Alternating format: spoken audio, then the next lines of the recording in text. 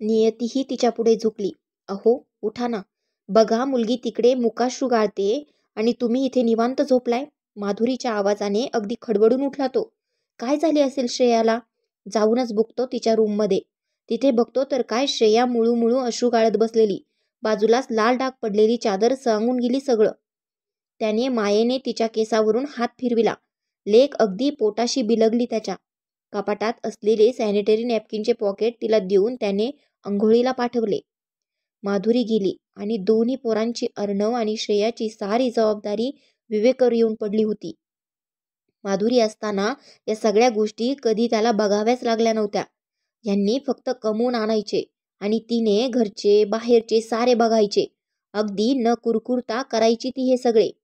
पण अचानक कॅन्सरने तिच्यावर घाला घातला आणि संपले सगळे. किती जबाबदारी आली होती ना आता त्याच्यावर. तो प्रयत्नही करत होता ती समर्थपणे पेलण्याचा.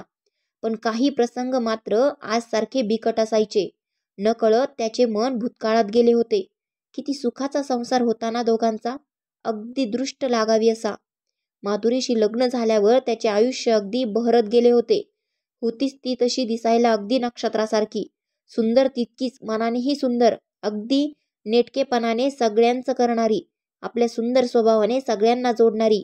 ती जीवनात आल्यावर त्याने अगदी मनोमन विचारच केलेल्या हिच्याशिवाय आयुष्यात दुसरीला स्थान नाहीच. लग्नानंतर अगदी सहजतेने तो उत्कर्षाच्या शिड्यात चढत गेला आणि ती मनापासून त्याला साथ देत गेली. संसार बिलीवर 2 गोंडस फुलेही उगवली, अर्णव आणि श्रेया. सगळं अगदी सुरळीत सुरू असताना अचानक माधुरीला गर्भाशयाचा कॅन्सरचे निदान झाले. आजार वाढलेल्या अवस्थेत होता. परिस्थिती पूर्ण बिकट होती. माधुरीला स्वतःचे भविष्य आता उमगले होते. तिने खूपदा विवेकला ती नसल्यास त्याने लग्न करावे हे सुचवत गेली, पण तो त्याच्या निर्णयावर ठाम होता. तो माधुरीला कसेही करून जगवेल याच आशेवर तो होता. परंतु माधुरीला आता पूर्ण कल्पना आली होती. किशोरवयीन असलेल्या तिच्या मुलांची चिंता तिला आता सतावत होती, खास करून श्रेयाची. 12-13 वर्षांच्या श्रेयाला आताच खरी आईची गरज होती आणि नेमकं तेव्हाच ती नसणार होती. खूप तुटायचं तिचं मन आतून, पण काही उपाय नव्हता. अखेर माधुरी गेली. पोरांच्या विवंचनेतच गेली. माधुरी गेली आणि विवेकचा संसार उघडा पडला. पण माधुरीने पोरांना इतके उत्तम संस्कार दिले होते की मुले अतिशय संस्कारी आणि स्वयंपूर्ण होती. मुळातच शहाणी असलेली ती बाळे आल्या प्रसंगाने अजूनच समजदार झाली होती. सगळ्यांनीच त्याला दुसऱ्या लग्नाविषयी सुचवले, पण त्याच्या निर्णयावर तो अगदीच ठाम होता. माधुरी त्याच्यात पूर्ण भिनली होती आणि त्या अद्वैताचा अपमान करणे त्याला शक्य नव्हतं. त्या दिवसापासूनच तो पोरांचा आई आणि बाबा दोन्ही झाला होता.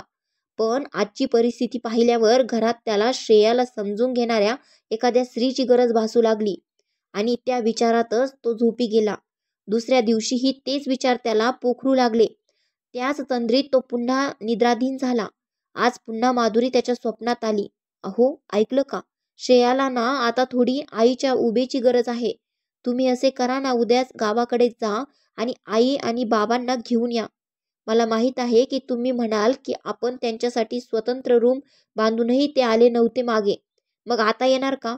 अहो, माझे मन सांगते येतील ते. तुम्ही जा बघू उद्याच." अगदी खडबडून उठला तो. किती सहजपणे तिने त्याचा प्रश्न सोडवला होता ना.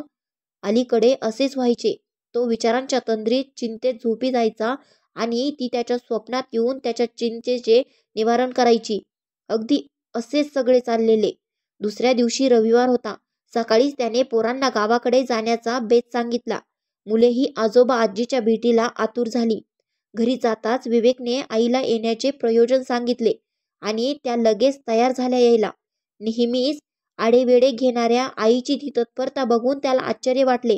त्याच बोलू लागल्या मग, "अरे, काल माधुरी माझ्या स्वप्नात आली आणि बोलली, 'आई, कशा हो तुम्ही? पोरांना आता गरज आहे हो तुमची. खास करून श्रेयाला तरी तुम्ही इथेच.' तेव्हाच विचार केला की आता तुझ्याकडे जायचं तर तूच आलास बघ." तो विचारच करत राहिला. माधुरी गेली होती, पण तिच्यातील आई मात्र गेली नव्हती. ती तिथेच रेंगाळत राहिली होती तिच्या मुलांची काळजी करत. नियतीने डाव साधला होता, पण ती तिलाही पुरून उरली होती. विवेकच्या स्वप्नात येऊन त्याच्याशी हितगुज करून ती अजूनही तिच्या मुलांचं हवं नको ते बघत होती. नियतीही तिच्या पुढे झुकली होती. आता आई बाबा दोघेही आले होते. विवेक सोबतच त्यांच्याही मायेची ऊब पोरांना मिळणार होती. त्यांची बरीचशी चिंता आता मिटली होती आणि मुख्य म्हणजे त्यांची माधुरी, त्यांच्या पोरांची आई होती ना, त्यांचं हवं नको ते बघायला, त्यांच्या स्वप्नात येऊन सांगायला. आई मरते पण तिच्यातलं आईपण आणि पालकत्व कधीच मरत नसते.